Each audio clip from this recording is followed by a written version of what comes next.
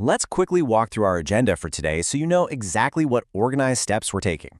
First, reading the code of life. Second, the Micamson-Gilbert method. Third, the steps of chemical sequencing. Fourth, reading the DNA gel. And finally, the legacy of the method. Let's get started. Section 1. Reading the Code of Life. Now, I want you to just imagine for a moment a microscopic ladder hidden deeply inside our very cells, holding the profound secrets to all living things. To understand this ladder, well, we first need to define our terms, right? DNA sequencing is simply the process of determining the precise order of nucleotides within a DNA strand. These nucleotides are basically our building blocks: adenine, guanine, cytosine, and thymine, or as we usually call them, A, G, C, and T.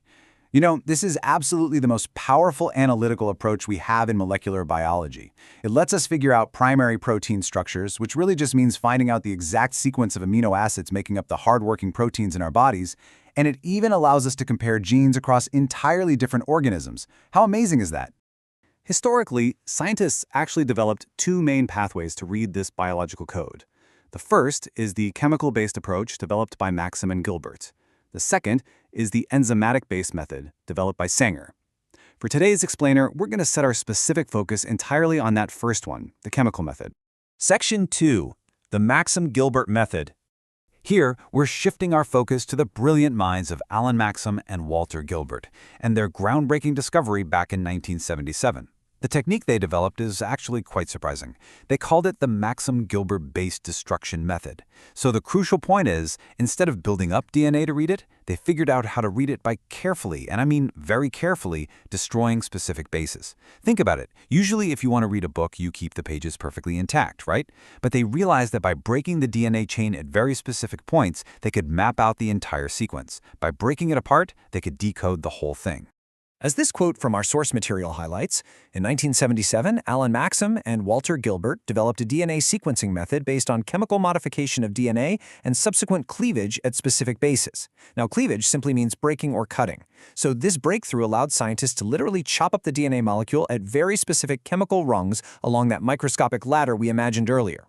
And that word specific is very important here, because that exact precision is what allows the reading to happen in the first place. Section 3. Steps of chemical sequencing. Let's move to and see how this builds. I invite you to pay close attention here, dear learners, as we break down this heavy chemistry into simple, logical lab steps.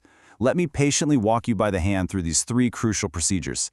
Step 1 requires radioactive labeling at one 5' end of the DNA fragment, followed by purification.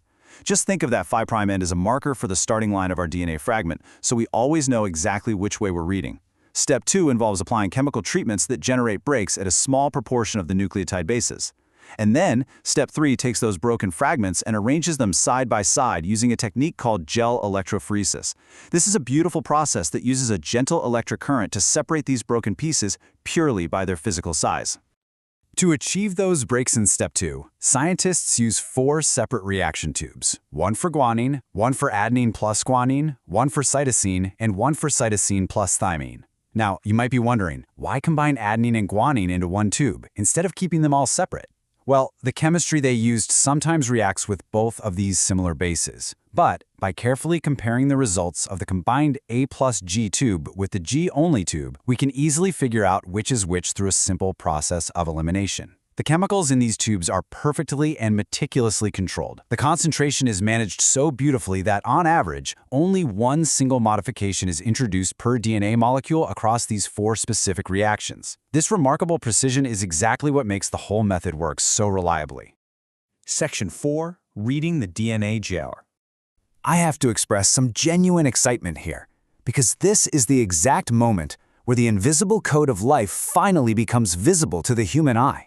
Think about the 4 test tubes we just prepared, labeled G, A plus G, C, and C plus T. The fragments generated in each of these 4 reactions are then carefully loaded side by side into a sequencing gel. As the electrical current is applied during electrophoresis, the fragments are pulled through, separating purely by their size as they move down the gel. Smaller pieces move faster, larger pieces move slower. And this brilliantly illustrates how we actually see the results. To visualize these fragments, the gel is exposed to X-ray film for autoradiography. Basically, it takes a picture of the radioactive markers we placed at the starting line back in Step 1. The radiation yields a series of distinct dark bands. Each dark band corresponds to a radiolabeled DNA fragment. So, how do we read it? A scientist reads the deduced DNA sequence by carefully tracking the bands from the very bottom of the gel all the way to the top. By noting which column the band appears in, step by step, they decode the exact nucleotide letters. Section 5. Legacy of the method. Now, what's really interesting about this slide is understanding the historical impact of the Maxim-Gilbert method, so we can truly appreciate its place in modern science.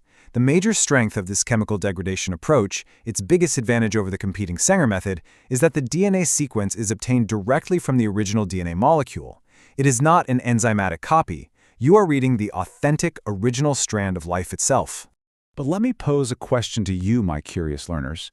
If reading the original DNA is so highly advantageous, why isn't this exact method widely used in our laboratories today?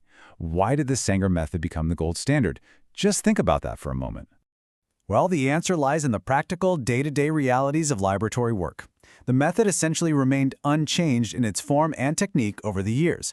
But more importantly, the high technical complexity of this chemistry discouraged extensive everyday use.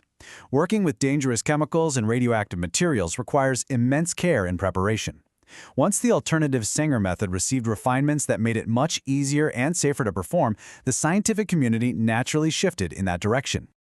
Despite its decline in daily use, Maxim and Gilbert's